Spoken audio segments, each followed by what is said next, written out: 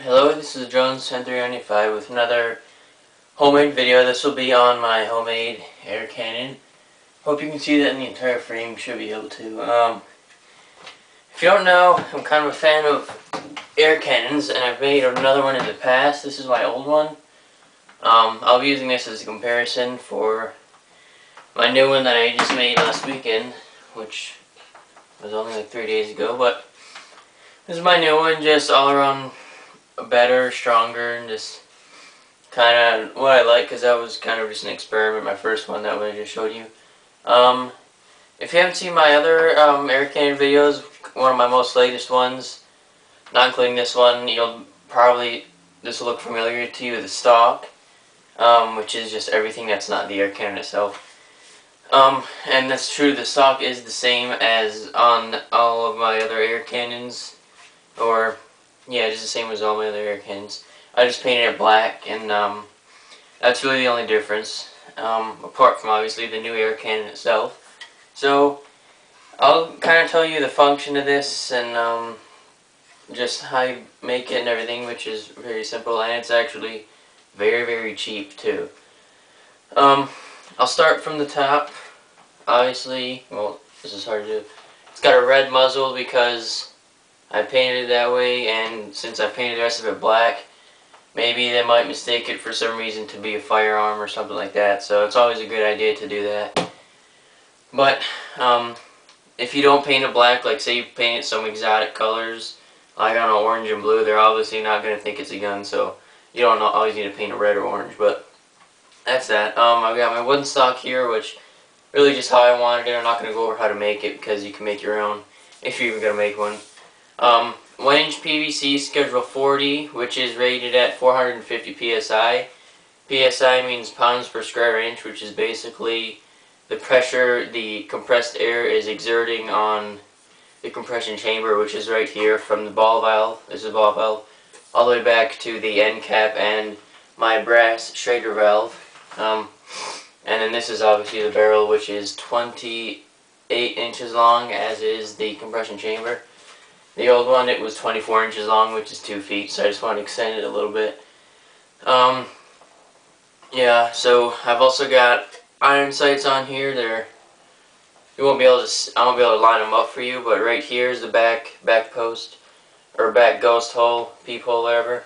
And up here is the front post, which is actually very accurate for this, as long as you know how to lob it, which is, say if you're at a farther distance, like 100 feet, and you're shooting a heavy payload, lobbing is like just arcing. You just aim it up a little bit and it will lob it over to your target. So you just need to know how to use your iron sights and how much your load will arc in flight. So you just have to be good at that. But that's really the only new things, and obviously it's completely black.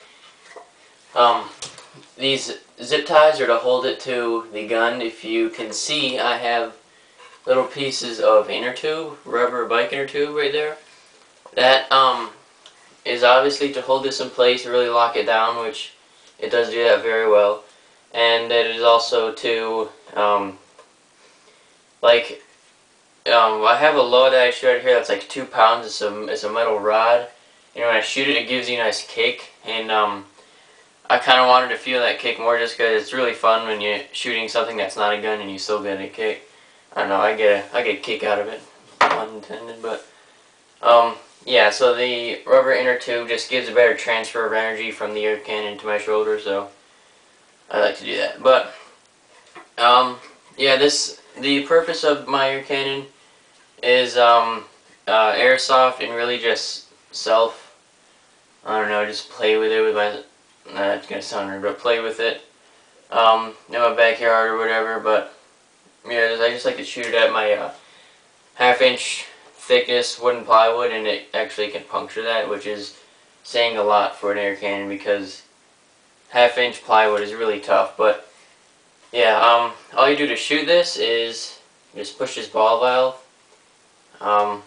It's quite easy. I put some 3-in-1 oil down here, so it's really easy to flip now. So you just do that. And obviously I have my vertical foregrip here. Really not for any use, just kind of to be more comfortable when you're firing, but yeah. I didn't finish what I said my purpose was for this. My purpose is airsoft too. I like, I guess incoming grenadier or whatever. For my team, what I do is I use, hold on here. I use packing foam right here. It's not styrofoam, it's actually foam. I put it in the muzzle, kind of like your musket or your Kentucky rifle, Pennsylvania rifle, whatever.